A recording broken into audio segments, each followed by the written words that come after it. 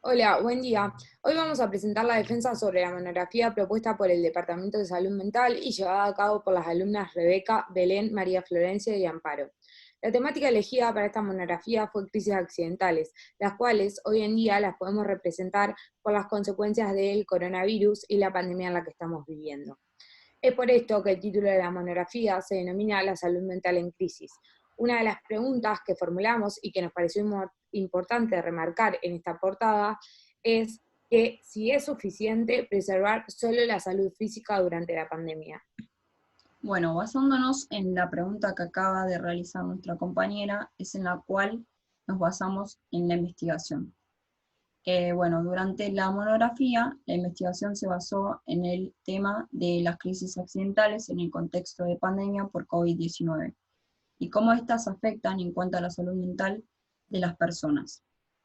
Si bien solo se hace hincapié o énfasis en la salud física durante este contexto, nos parece importante recalcar la importancia de la preservación de la salud mental, debido a que la salud de las personas abarca diversos factores, como lo son lo biológico, lo psicológico y lo social. Bueno, por otra parte, desarrollaré lo que son las denominadas crisis. A lo largo de la vida, las personas se enfrentan a situaciones que son percibidas como amenazantes o traumáticas, lo que genera que aquellos mecanismos defensivos conocidos se vuelvan ineficaces, inhabilitando la capacidad de resolución del problema. Una crisis es una forma de estrés severo, que es interpretada por el individuo como traumático. Se considera crisis a un disturbio interno que resulta de un suceso estresante o de la percepción de una amenaza sobre sí mismo. Bien, las crisis se van a poder clasificar según el suceso que las desencadena. Están las crisis madurativas, las crisis situacionales y las crisis accidentales. Las crisis madurativas se dan de manera transitoria y predecible en momentos del desarrollo, ¿sí?, del individuo. Las crisis situacionales se desencadenan frente a una situación que puede ser interna o externa y que van a alterar la psiquis del individuo. Y las crisis accidentales, que son las que nos interesan a nosotras, ¿sí?, para desarrollar este trabajo, son crisis que se desencadenan frente a un suceso que es azaroso, ¿sí? Estos sucesos los individuos los perciben como amenazantes y además, como mencionó mi compañera, los mecanismos de defensa habituales que se utilizan no son eficaces frente a esta situación. Entonces, las personas se van a encontrar en un estado de ansiedad, de confusión, de desorganización, que va a alterar su vida diaria, su vida cotidiana. Ahora, ¿cómo relacionamos las crisis accidentales con la pandemia?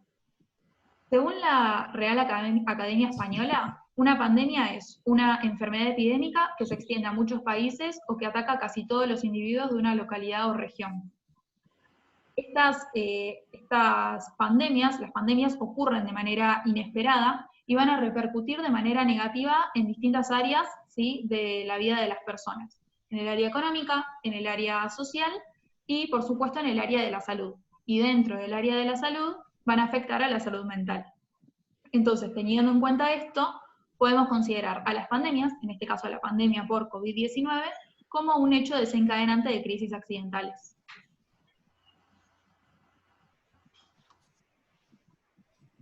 Bueno, el COVID-19 y la salud mental. Si bien sabemos que el COVID-19 afecta la salud física, su aparición también afecta la salud mental de las personas. Definimos salud, según la OMS, como el estado de completo bienestar físico, psíquico y social, y no solo la ausencia de enfermedad. Ese bienestar psíquico puede estar afectado principalmente por el miedo de la muerte, del contagio, por la sobreinformación de las medias sociales, por los alejamientos de los amigos, de la familia y la incertidumbre sobre el futuro que trajo la pandemia. Y todos esos hechos pueden traer como consecuencias la persona no tenga los mecanismos de defensa necesarios para enfrentar, puede tornarse patológico y generar cuadros, por ejemplo, de ansiedad o depresión. Como mencionó mi compañera, los cuadros de estrés se generan en estas situaciones de pandemia, en resumen. La situación de pandemia y sus consecuencias generan cuadros de estrés. Estos cuadros de estrés se presentan porque el individuo o la población no tiene los mecanismos de defensa necesarios para enfrentar esta situación. Debido a esto, a este cuadro de estrés, se pueden generar dos tipos de respuestas. Respuestas generando o creando nuevos mecanismos de defensa, o una respuesta patológica que puede ser la ansiedad o la depresión. La ansiedad es una acción prospectiva que permite al humano diferenciarse de otros seres vivos, ya que permite anticipar y prevenir situaciones peligrosas futuras. El ser humano puede armar mediante la ansiedad algoritmos mentales que le permiten anticiparse a situaciones de amenaza. El momento en donde la ansiedad, por la intensidad de la respuesta o por el tiempo en el que permanece en exceso, se configura como algo patológico, se presenta un trastorno de ansiedad. Según el licenciado Mongello, los trastornos de ansiedad más frecuentes en Argentina son, durante este periodo de pandemia, son el trastorno de ansiedad generalizada y los ataques de pánico. Mientras que la depresión también es un cuadro, una respuesta patológica que se puede generar mediante el cuadro de estrés, se lo considera un trastorno mental frecuente caracterizado por la disminución del interés o del placer por las actividades que se realizan diariamente, el insomnio o hipersomnia.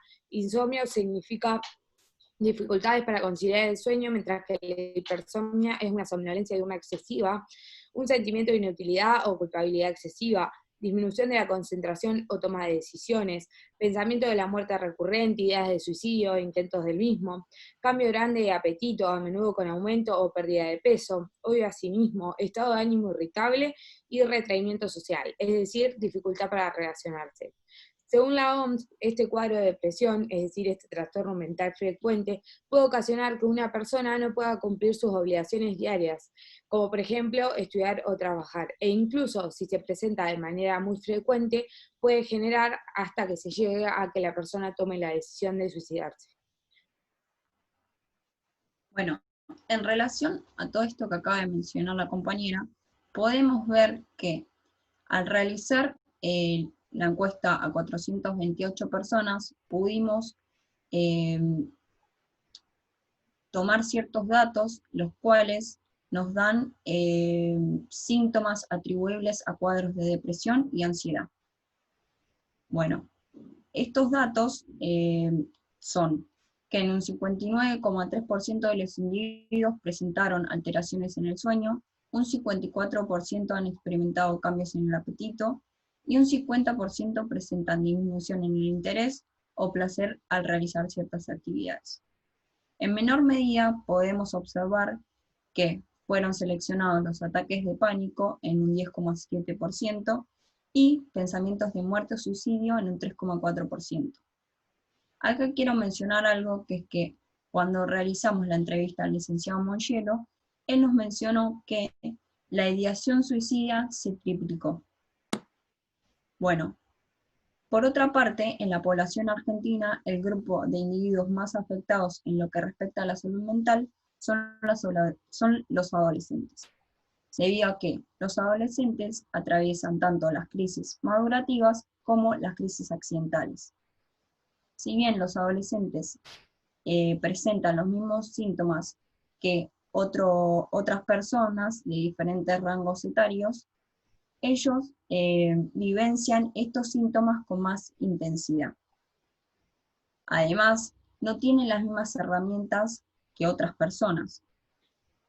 Y bueno, en cuanto a las crisis madurativas que ellos están pasando o atravesando, se dan tanto las problemáticas de identidad, sociales, entre otras, y lo que quiero mencionar es que los adultos o tutores que están a cargo de estos adolescentes tienden a ponerlos en un lugar par, es decir, a un lugar igual a ellos, lo que genera que el adolescente se retraiga y no pueda comunicarse y no pueda pedir ayuda. Entonces era importante poder remarcar esto.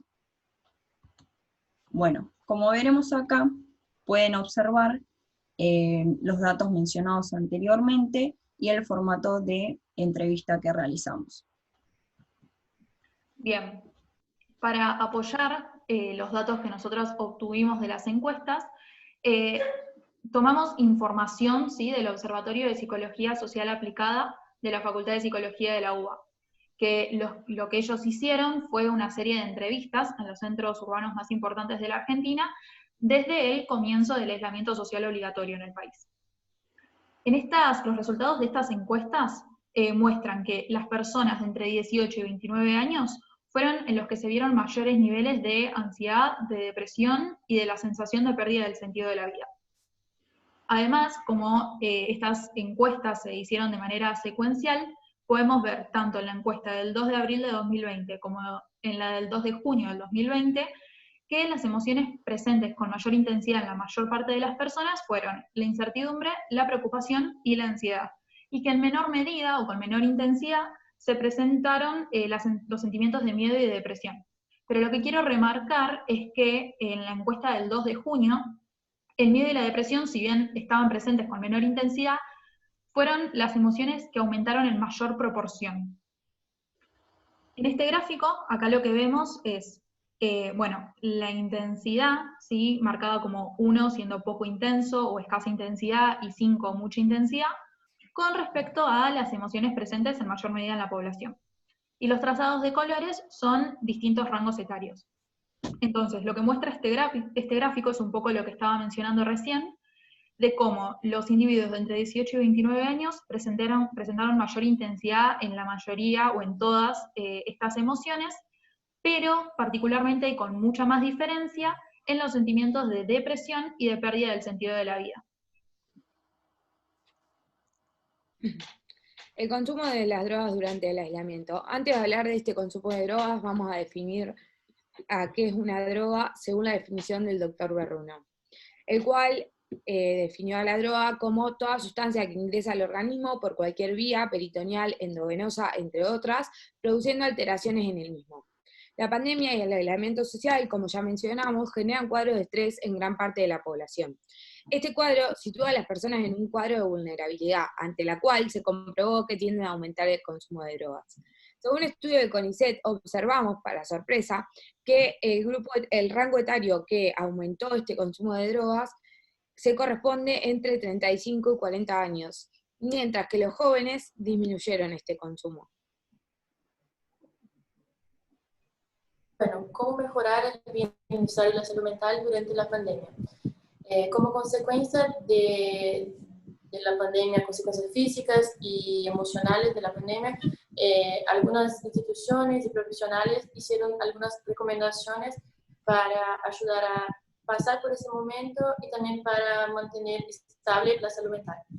Acá pusimos como hacer controles periódicos con el médico, evitar el uso de drogas, de excesos, alcohol o marihuana, mantener una rutina de ejercicios saludables, mantener una buena rutina de sueño, tener una alimentación saludable, equilibrada. Además, el licenciado Esteban nos remarcó la importancia de compartir las emociones con quien sea y también de mantener una nueva rutina que ayude a que la persona sienta que tiene el control sobre la situación. Bien, como conclusión o para sintetizar un poco lo que estuvimos hablando, podemos decir que durante la pandemia se desencadenan las denominadas crisis accidentales en los individuos que pueden causar cuadros de estrés y patologías de ansiedad y depresión. Estas patologías sí se vieron durante todo este periodo de pandemia en mayor medida en los adolescentes y en los adultos jóvenes. En cambio, el uso de drogas, ¿sí?, como el alcohol, se vio aumentado en los adultos. Y por último, se observó, ¿sí?, se pudo determinar que la población adoptó conductas opuestas a las recomendadas por los profesionales de la salud. Bueno, en cuanto a la bibliografía, decidimos basarnos en fuentes confiables como son la Organización Mundial de la Salud, la OPSA, el libro del doctor Berruno, entrevistar al licenciado Mongielo, entre otras. Muchísimas gracias por su atención.